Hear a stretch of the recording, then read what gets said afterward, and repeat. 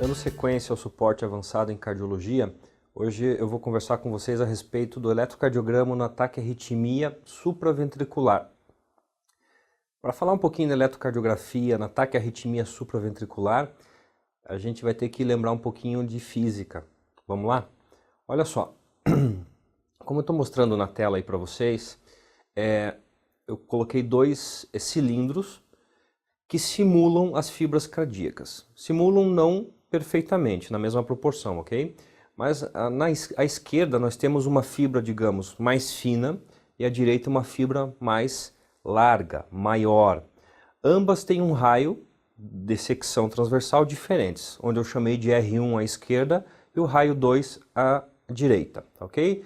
A gente pode perceber que o raio da primeira fibra ele é menor, como eu estou colocando ali, que o raio da segunda fibra. Consequentemente, aí não preciso entrar em cálculos matemáticos, mas a gente sabe que a área de uma circunferência é πr ao quadrado, a gente vê que a área do primeiro cilindro, a área de secção transversal, tá? Ela é muito menor que a área do segundo cilindro. O que isso importa numa eletrocardiografia de um ataque à arritmia? Paciência, a gente já vai ver na sequência. Olha só, como eu estou mostrando aí na foto para vocês, é uma foto de um esquema de um coração, né? Um corte coronal. E este coração, se vocês olharem bem aquelas fibras amarelinhas ali, essa arte foi muito feliz em colocar dessa forma, porque essas fibras amarelas é o sistema de condução cardíaco.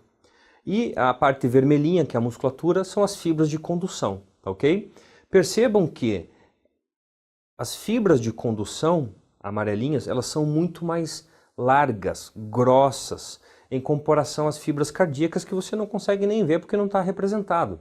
E realmente é assim, na microscopia eletrônica você vê a fibra cardíaca bem menor, a área de secção transversal dessa fibra é muito menor que a área de secção transversal das fibras de condução, né, que são ali os feixes internodais, que são as fibras que ligam os dois nós, o nó sinoatrial do átrio ventricular, e o feixe de His, que é o feixe que sai do nó atrioventricular, entrando no ventrículo, dividindo-se em ramo direito e ramo esquerdo, ok? Daí entram as fibras de His Purkinje, que são as ramificações finais. Isso aí é uma arquitetura inteligentíssima, né? A gente vai entender o porquê. Vejam bem, existe um fundamento em física onde a resistência de um cabo condutor, aí demonstrado por R, depende da resistividade desse cabo, que é uma qualidade intrínseca do material, ou seja, a resistividade do cobre, do ferro, do ar, da fibra cardíaca tem um valor, que aí está representado por P, e esse P muda de acordo com a qualidade, a característica desse material. É claro que para uma fibra cardíaca a gente não tem esse valor de P, mas a fibra cardíaca ela é um cabo condutor de energia elétrica, não é verdade? Porque a energia passa por este cabo, entre aspas, né? E é transmitida para todo o tecido cardíaco, tanto da fibra de condução quanto da fibra muscular, tá? A energia elétrica ela passa dentro da fibra de condução e da fibra muscular, não se esqueçam disso. Então a resistência deste cabo condutor vai depender da resistividade, ou seja, uma característica deste material, tá? Então alguns materiais conduzem melhor do que outros, né? Você pega um cabo de cobre, ele vai conduzir melhor que, sei lá, um cabo feito de isopor, digamos, sei lá.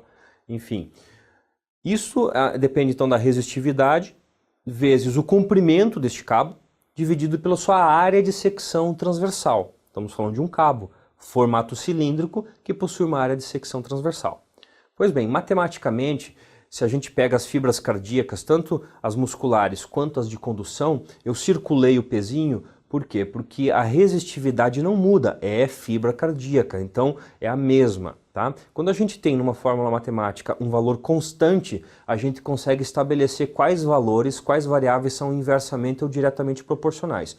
O que eu estou dizendo com isso? Estou dizendo o seguinte, se eu pego, tá, no mesmo material, tá, condutor, um cabo condutor feito do mesmo material, e se eu tenho uma pequena área de secção transversal, como eu coloquei na flechinha ali para vocês, se a área de secção transversal deste cabo ela é pequena, ela é menor, digamos, em comparação a outro, ou pequena, a resistência é alta. Tá? Isso são grandezas inversamente proporcionais. Tá? Em contrapartida, se eu tenho um cabo cuja área de secção transversal é maior ou é grande, o que acontece com a resistência? A resistência é menor. Vamos entender bem isso? Se você olhar para o seu micro-ondas, se você olhar para a sua geladeira, se você olhar para qualquer máquina que consome bastante energia, você vai ver que o cabo daquele aparelho que é ligado na tomada, ele é largo, ele é grosso, ou seja, quanto maior a área de secção transversal deste cabo, quanto mais grosso, menor a resistência. Consequentemente, a energia elétrica vai passar sem dificuldades por aquele cabo. Então, conseguindo já fazer a relação com o coração, isso aí eu acho fantástico a gente fazer essa relação, tá ok?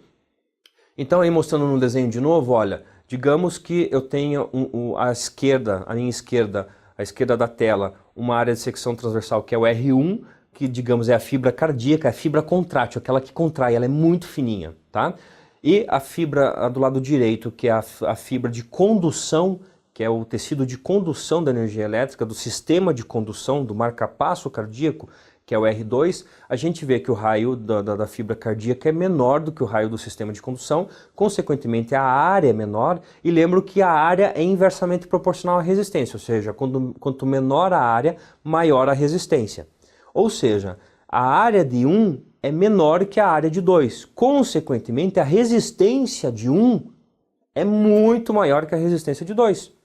A energia elétrica para passar numa célula cardíaca que é fininha, ela encontra mais resistência do que para passar na fibra de condução.